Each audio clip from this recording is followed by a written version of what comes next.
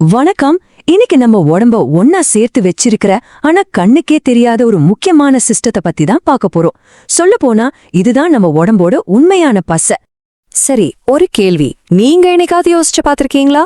நம்ம எலும்புகள், தசைகள், உள்ள உறுப்புகள் இது எல்லாத்தையும் அதோட இடத்துல சரியா வச்சு ஒன்னோட ஒன்னு கோர்வையா வேலை செய்ய வைக்கிறது எதுவா இருக்கும்? இதோட பதில் உங்களை கண்டிப்பா ஆச்சரியப்படுத்தும்.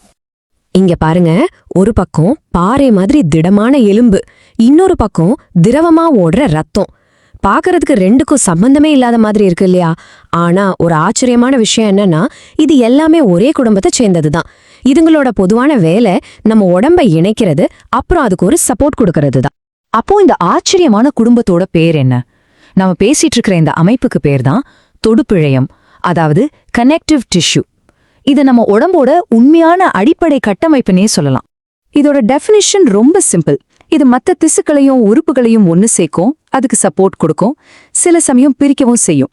அதாவது இது ஒரு பசை மாதிரியும் வேலை செய்யும், ஒரு பில்டிங்க்கு சாரம் கட்டுறோம்ல அந்த மாதிரி ஒரு சாரமாவும் வேலை செய்யும். இதை எல்லாத்தையும் இணைக்கிற ஒரு விஷயம் என்னன்னா, இதுல இருக்கிற செல்ஸ் எல்லாமே ஒரு ஜெல் மாதிரி இருக்கிற ஒரு பொருள்ல மிதந்துட்டு இருக்கும். தொடுப்பிழையத்தோட உண்மையான வீச்சு என்னன்னு இப்போ உங்களுக்கு புரியும். ஒரு பக்கம் நாம உடம்புலயே ரொம்ப கடினமான திசுக்கள்ல ஒன்னான எலும்பு, இன்னொரு பக்கம் நம்ம உடம்பு முழுக்க ஓடிக்கிட்டே இருக்கிற திரவமான இரத்தம். ரெண்டுமே தொடுப்பிழையத்துக்கு உதாரணங்கள்ங்கிறது அடேங்கப்பா, இந்த சிஸ்டம் எவ்வளோ ஸ்பெஷல்னு காட்டுது பாருங்க. சரி, இப்போ இதுல ஒன்னான ரத்தத்தை மட்டும் எடுத்து இன்னும் கொஞ்சம் ஆழமா பார்க்கலாம். ரத்தத்தை நம்ம உடம்புக்குள்ள ஓடுற ஒரு உயிர் நதின்னு கூட சொல்லலாம். இத ஒரு எடுத்துக்காட்டா வச்சு பார்க்கும்போது தொடுப்பிழையத்தோட முக்கியத்துவம் நமக்கு முழுசா புரியும். நம்மளோட அந்த உயிர் நதியை ஒரு மைக்ரோஸ்கோப் வழியா பார்த்தா இப்படிதான் இருக்கும். கோடிக்கணக்கான செல்கள் ஒரு திரவத்துல நீந்திக்கிட்டு போறது நீங்க பார்க்கலாம். பார்க்கறதுக்கு ஒரு ஆறு மாதிரி இருந்தாலும் இதுவும் ஒரு டிஷ்யூ தான் சொன்னா நம்ப முடியுதா? மத்த கனெக்டிவ் டிஷ்யூஸ்ல இருந்து ரத்தத்தை எது தனியா காட்டுதுன்னா அது அதோட இந்த லிக்விட் ஸ்டேட் தான். மத்த டிஷ்யூஸ் மாதிரி திடமா இல்லாம இது ஒரு திரவமா இருக்கு. அதனாலதான் ரத்தத்தை ஒரு ஸ்பெஷல் கனெக்டிவ் டிஷ்யூன்னு சொல்றாங்க. அப்போ இந்த உயிர் நதிக்குள்ள என்னதான் இருக்கு? வாங்க ஒரு சொட்ட ரத்தத்தை எடுக்கு, அதுக்குள்ள என்னென்ன இருக்குன்னு ஜூம் பண்ணி பாப்போம். இரத்தத்தோட கட்டமைப்பை இப்படி பிரிக்கலாம். முதல்ல பிளாஸ்மான்னு சொல்ற திரவம். இதுதான் அந்த 6 ஓடுற தங்கி. இதுல 3 முக்கியமான பயணிகள் போறாங்க. ஒன்னு ஆக்சிஜனை டெலிவரி பண்ற நம்மளோட செங்குருவி சிறுதுணிக்கைகள். 2வது நம்ம பாடியோட சோல்ஜர்ஸ், அதாவது வெண்குருதி சிறுதுணிக்கைகள். 3வது எங்கேயாவது அடிபட்டா ரத்தத்தை உறைய வைக்கிற நம்ம உடம்போட ரிப்பேர் டீம், குருதி சிறுதட்டுக்கள். இது கூடவே ஆபத்து நேரத்துல மட்டும் வெளிப்படுற ஃபைபரின் மாதிரியான நார் புரதங்களும் இந்த பிளாஸ்மால கரைஞ்சிருக்கும். ஓகே, இப்போ ரத்தத்துல என்னெல்லாம் இருக்குன்னு பார்த்தாச்சு. அடுத்து அதோட வேலைகள் என்னன்னு பார்க்கலாம்.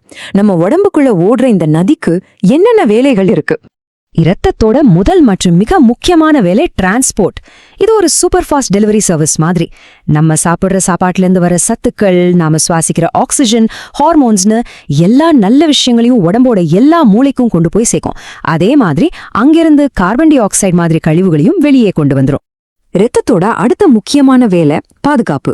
நம்ம ரத்தத்துல இருக்க வெள்ளை அணுக்கள் இருக்கே, அது நம்ம உடம்போட ஆர்மி மாதிரி.